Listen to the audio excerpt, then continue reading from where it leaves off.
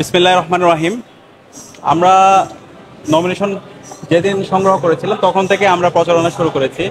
প্রচারণা না, এটা আমাদের যারা শিক্ষার্থী ভাই বোন আছে তাদের সাথে সাক্ষাৎ করা, তাদের আকাঙ্ক্ষাগুলো শোনা, তাদের প্রত্যাশাগুলো শোনা। তো আজকে সূর্য সেন হলে এসেছি। আমরা সূর্য সেন হলের শিক্ষার্থী যারা আমার ছোট ভাই এবং বড় ভাইরা আছে তাদের প্রত্যাশাগুলো শুনেছি। তো আমরা আমাদের ছোট ভাই বোনদের স্বতঃস্ফূর্ত রেসপন্স দেখতে পাচ্ছি। আপনারা জানেন জুলাই বিপ্লব পরবর্তী 1 বছর জুড়ে আমরা অনেকগুলো কাজ করেছি এবং প্রত্যেকটা কাজে আমাদের ভাই এবং বোনরা স্বতঃস্ফূর্তভাবে আমাদের সাথে সম্পৃক্ত হয়েছে।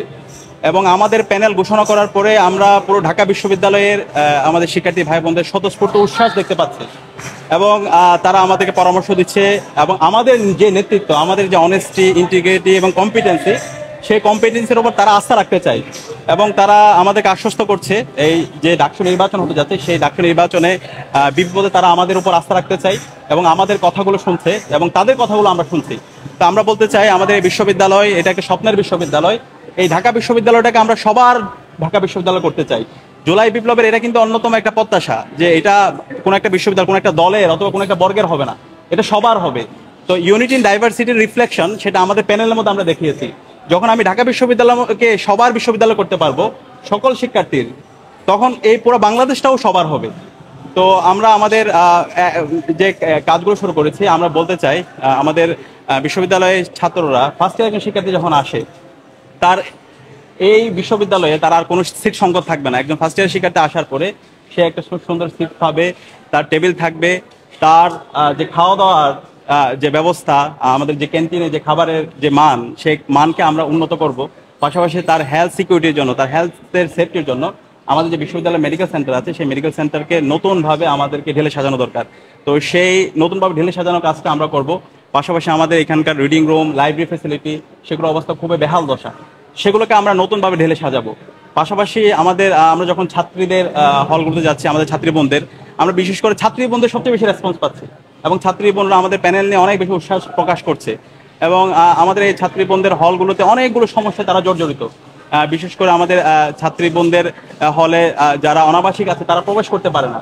তো আমরা বিশ্ববিদ্যালয়ের প্রশাসনের সাথে যোগাযোগ করছি এবং আমরা নির্বাচিত হয়ে আসলে এই যে আমলাতান্ত্রিক জটিলতাগুলো আছে, অনাবাসিক আমাদের ছাত্রী বোনরা যারা হলে প্রবেশ করতে পারে না তাদের হলের নিরাপত্তা এনশিওর করে আমরা সেই সবার জন্য যারা ছাত্রীরা আছে তারা এক হল অন্য হলে যেন প্রবেশ করতে পারে সেটা আমরা এনশিওর করব। পাশাপাশি আমাদের ছাত্রী বন্ধুরা অনেক গার্জিয়ানরা দেশের বিভিন্ন প্রান্ত থেকে আসে, তারা কিন্তু তাদের হলে প্রবেশ করতে পারে না। তো এই আমরা বিশ্ববিদ্যালয় প্রশাসনকে ইতিমধ্যে জানিয়েছি এবং সেটা আমরা বাস্তবায়ন করবো। আমরা যখন নির্বাচিত হয়ে আসবো ইনশাল্লাহ, আমরা ছাত্রী বোনদের হলে তাদের জন্য গার্ডিয়ান লাউঞ্জের মাধ্যমে তারা ওইখানে গার্ডিয়ানরা থাকতে পারবে, বসতে পারবে এবং তাদের যে ছাত্রীদের সাথে তারা কথা বলতে পারবে। এবং এর পাশাপাশি আমাদের ছাত্রী বোনদের ওইখানে আমাদের তাদের জন্য ইমার্জেন্সি যে মেডিকেল সার্ভিস এবং আমাদের যে মেডিকেল হসপিটাল আছে সেখানে যে পরিমাণ পর্যাপ্ত মেডিকেল ট্রিটমেন্ট তাদের জন্য ব্যবস্থা করা দরকার, সে জায়গায় আমরা গ্যাপ দেখতে পেয়েছি। তো আমরা যদি নির্বাচিত হয়ে আসি ইনশাল্লাহ, আমাদের পুরো মেডিকেল সেন্টারে সেখানে আমাদের ছাত্রী বোনদের ট্রিটমেন্ট এবং তাদের যা যা লাগে সেগুলো আমরা ব্যবস্থা করবো ইনশাল্লাহ। এবং স্যানিটাইজেশনের বিষয়টা খুবই গুরুত্বপূর্ণ, সেটা আমাদের যেখানে যে হাইজিনগুলো দরকার সেই বিষয়গুলো কিন্তু আমাদের অনেক বেশি গ্যাপ, তো সেই জায়গায় আমরা সেগুলো এনশিওর করব। এবং এর পাশাপাশি আমাদের অনাবাসিক যারা শিক্ষার্থী আছে আমরা তাদের সাথে দেখা করছি, বিভিন্ন বাস কমিটি যারা আছে, আমাদের এখানে প্রায় 17টা বাস রুট আছে। তো আমরা আমাদের অনাবাসিক শিক্ষার্থীদের সাথে বসছি এবং আমরা এটা যেন সাস্টেনেবল একটা সলিউশন হয় সেই জন্য আমরা কাজ করছি। আমরা নির্বাচিত হয়ে আসার পরে ঢাকা বিশ্ববিদ্যালয়ে অনাবাসিক আমাদের যারা শিক্ষার্থীরা যারা বিভিন্ন দূর দূরান্ত থেকে আসে তাদের এই বাস সংকট থাকবে না, এটার আমরা একটা পার্মানেন্ট সলিউশন করব। এবং এই ওভারঅল কিভাবে সলিউশন হতে পারে সেগুলো আমাদের ইশতেহারে আমরা পূর্ণাঙ্গভাবে আমরা তুলে ধরবো। পাশাপাশি ঢাকা ইউনিভার্সিটির এই যে এখানে আমরা দেখতে পাই অনেক ঘুরে বিশ্ববিদ্যালয় ক্যাম্পাস অনেক ক্ষেত্রে অনিরাপদ হয়ে ওঠে। তো এই বিশ্ববিদ্যালয় ক্যাম্পাসকে ক্লিন অ্যান্ড গ্রিন রাখা, পাশাপাশি সেফটি ইনশিওর করা, সেই সেফটি ইনশিওর করার জন্য আমরা একটা রুটম্যাপ সাজাচ্ছি এবং আমরা নির্বাচিত হওয়ার পরে ইনশাল্লাহ এই ঢাকা বিশ্ববিদ্যালয় সবার জন্য নিরাপদ একটা ক্যাম্পাস হবে এবং আমাদের ছাত্রী বোনদের জন্য সবচেয়ে বেশি নিরাপদ ক্যাম্পাস হবে। এবং সব মিলিয়ে আমাদের অ্যাক্টিভিটি, আমাদের তফসিল, আমাদের ইশতেহার, সবকিছুই ইশতেহারে আমরা পরিপূর্ণভাবে আমাদের রুটম্যাপ এবং সবকিছু আমরা ঘোষণা করব।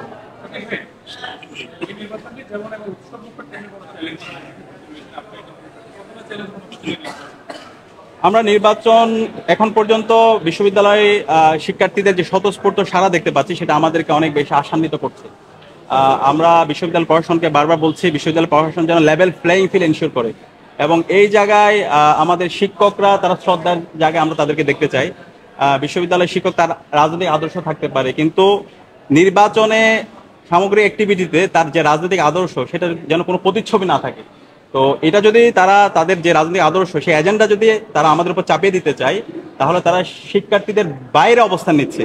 তো আমরা আশা করব আমাদের শিক্ষকরা দায়িত্বশীল আচরণ করবে, এবং এর মধ্যে আমরা দেখতে পাচ্ছি কিছু আচরণবিধি লঙ্ঘন। আমাদের বন্ধুপ্রতিম ছাত্র সংগঠন আমরা তাদের সবাইকে অনুরোধ করবো আমরা যেন দায়িত্বশীল আচরণ করি। এবং আমরা দেখতে পেয়েছি একদিন বর্ধিত করা হয়েছিল, তো এই বর্ধিত করা নমিনেশন ফর্ম সংগ্রহের সেটা কিন্তু আমাদের কারোর সাথে আলাপ করা হয়নি। তো এই ধরনের যে বড় বড় সিদ্ধান্ত অংশীজনদের সাথে আলাপ করা ছাড়া এই ধরনের সিদ্ধান্ত নেওয়া এটা আমাদের একটা আস্থাহীনতা তৈরি করছে। তো আমরা আশা করব বাকি যে সময়টা আছে সেই সময়ে বিশ্ববিদ্যালয় প্রশাসন, নির্বাচন কমিশনার তারা দায়িত্বশীল আচরণ করবে, পাশাপাশি সকল ছাত্র সংগঠন দায়িত্বশীল আচরণ করবে।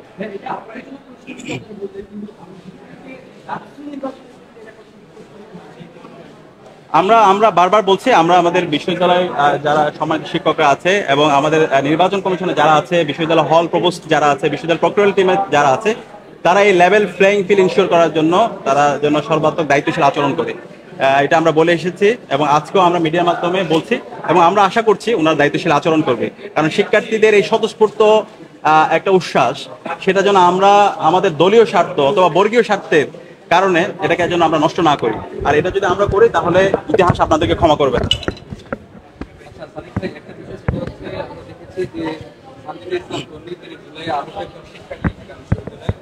তার প্রতি সম্মান জানিয়ে বেশ কয়েকটি প্যানেল কিন্তু তার নির্ধারিত পদে কোনো প্রার্থী ঘোষণা করেনি, কিন্তু আমরা দেখেছি যে জুলাইয়ের একমাত্র চোখ হারানো যিনি যোদ্ধা তিনি আপনাদের প্যানেলে আছেন, তার ক্ষেত্রে এই সহানুভূতিটা আসলে ভিন্ন কেন?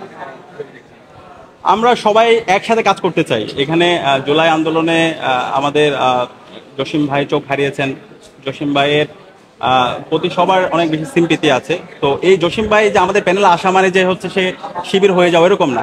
তো এই আমরা বলছি যে ইউনিটি ইন ডাইভার্সিটি, আমরা সবাইকে নিয়ে একটা ইনক্লুসিভ বাংলাদেশ গঠন করতে চাই। আমাদের ঢাকা বিশ্ববিদ্যালয়ে সে এক্সাম্পলটা সেট করতে চাই।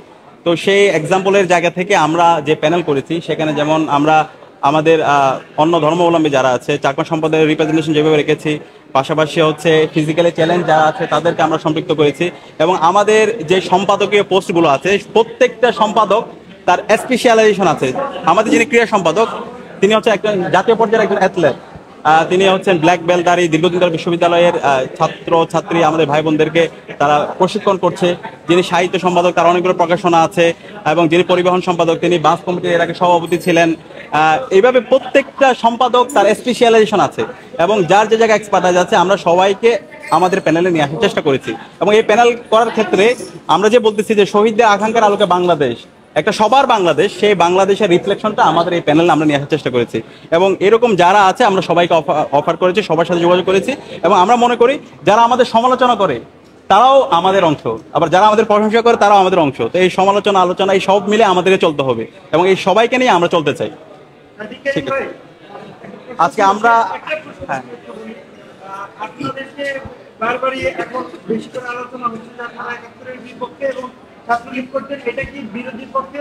আচ্ছা এই ধরনের প্রশ্নগুলো হচ্ছে অবান্তর, এই ধরনের প্রশ্নগুলো অবান্তর। আপনারা আমাদের সামগ্রিক অ্যাক্টিভিটি যদি দেখেন, আমরা সবসময় বারবার বলছি ইসলামী ছাত্র শিবির প্রতিষ্ঠার পর থেকে দেশের স্বাধীনতা, সার্বভৌমত্ব, অখণ্ডতার প্রশ্নে আপোষহীন, এবং সেই জুলাই বিপ্লবে সবচেয়ে ক্রুশিয়াল সময় যখন ছিল, যখন ইন্টারনেট ব্ল্যাক আউট ছিল, কারফিউ জারি ছিল, সে 19শে জুলাই থেকে একদম 1লা আগস্ট পর্যন্ত সেই সময় আন্দোলন দায়িত্বশীলতার সাথে আমরা কোঅর্ডিনেশন করেছি, এবং এদেশের মুক্তিকামী ছাত্র জনতা আমাদের সাথে ছিল, এবং আমাদের শহীদরা তখন আমাদেরকে রাস্তা দেখিয়েছিল। সুতরাং এই ধরনের যারা প্রশ্ন করে আমাদের কাছে মনে হচ্ছে সেগুলো হচ্ছে একটা শাহবাগী বয়ান, সেগুলো হচ্ছে ফেসিবাদী বয়ান, সেটা হচ্ছে দিল্লির এজেন্ডা তারা বাস্তবায়ন করছে। আমরা সবাইকে এই ধরনের বয়ান থেকে বেরিয়ে এসে দায়িত্বশীল আচরণ করার জন্য সবাইকে অনুরোধ করছি। ধন্যবাদ।